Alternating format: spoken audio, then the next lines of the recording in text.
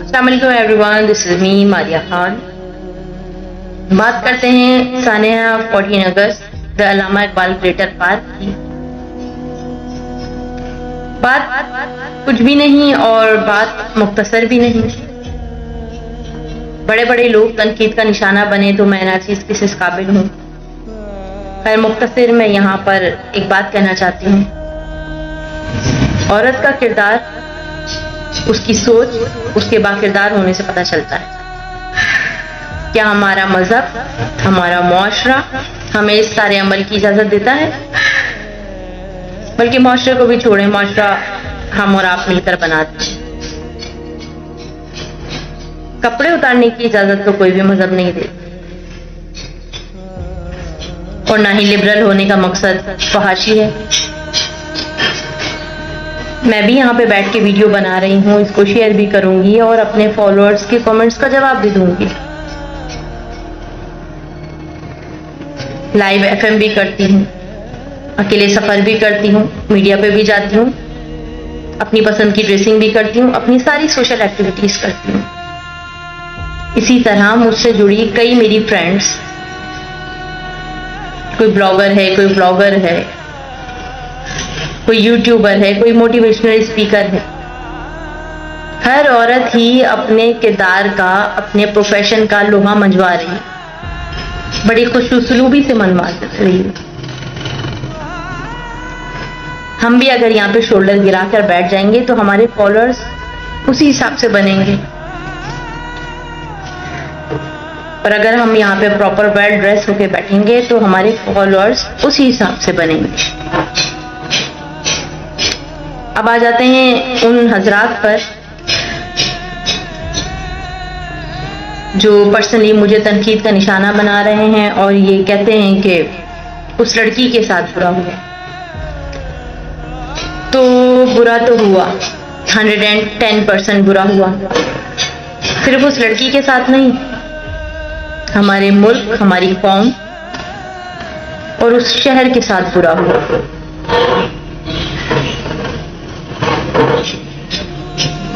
मेरा एक सवाल है, अगर मैं आपकी बेटी होती, आपकी बहन होती, तो क्या आप मुझे इजाजत देते इस तरह क्राउड जनरेट करने का, इस तरह जाके वीडियो बनाने का?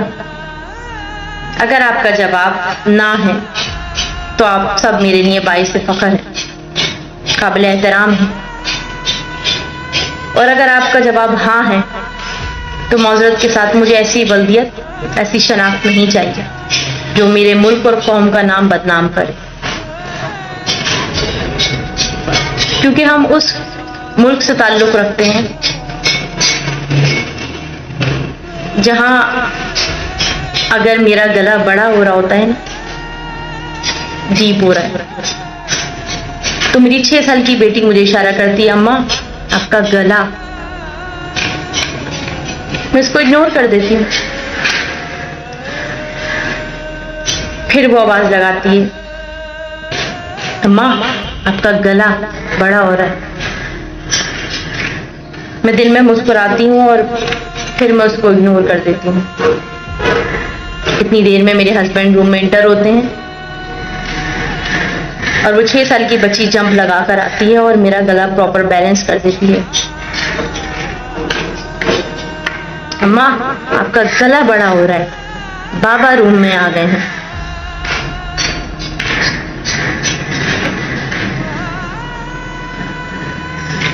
मेरे हस्बैंड आगे बढ़ते हैं और मुझे गले से लगा के मेरे माथे का बोसा लेते हैं और कहते हैं इसकी हकदार तुम हो, क्योंकि तुमने इसकी तरबियत की है।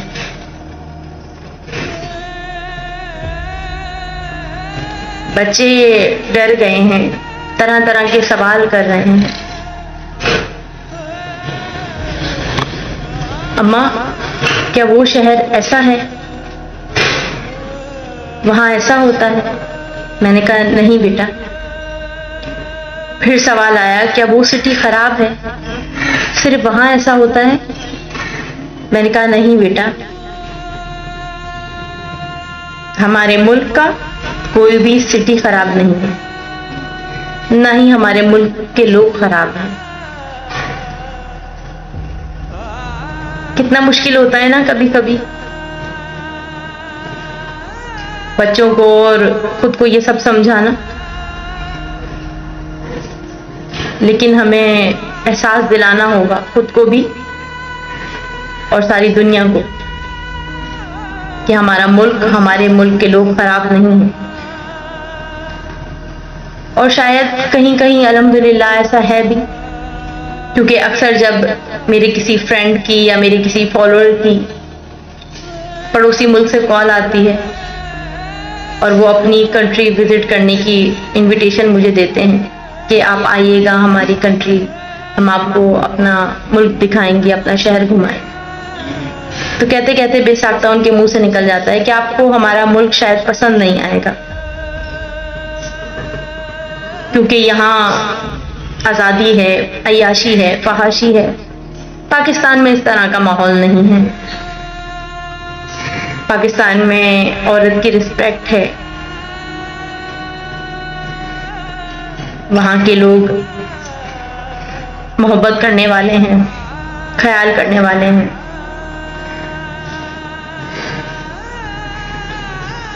बाकिरदार और बाशऊर है। खुशी होती है, फख्र होता है, गुरूर आ जाता है अपने आप पर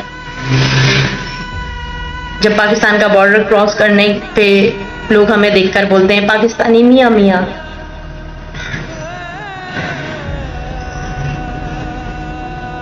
हमें नहीं लगता कि इस सारे मसले में वो खवातीन, वो बच्चियां, लड़कियां जो घर बैठ के अपने घर वालों की कफालत कर रही हैं, कोई कपड़े बेच रही है, कोई खाना बना के सेल कर रही है, मुख्तलिफ कामों को बांट के अपने घर वालों का सहारा बनी हुई है, इन सब की आड़ में उनकी हक तलफी होगी, उनसे नाइंसाफी ना हो जाए। कहीं ऐसा ना हो कि कई बहनों के हकूक छीन लिए जाएं और कहीं माओं से बच्चे छीन लिए जाएं, कहीं बिना मांगे ही तलाक के सर्टिफिकेट हाथ में दे दिए जाएंगे।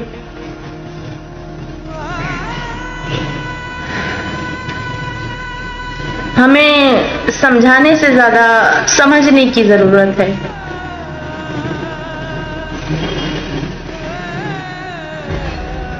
अपनी बात का यहाँ पे इख्तिताम करती हूँ और उम्मीद करती हूँ कि आइंदा हमारे मुल्क में इस तरह का कोई वाकया पेश नहीं आएगा। इस तरह किसी की बेटी को जिल्लत का निशाना नहीं बनाया जाएगा, चाहे वो कैसी भी है। और इस तरह 400 लोगों पे इल्जाम नहीं धर दिया जाएगा, क्योंकि मेरा अपना ये मानना है कि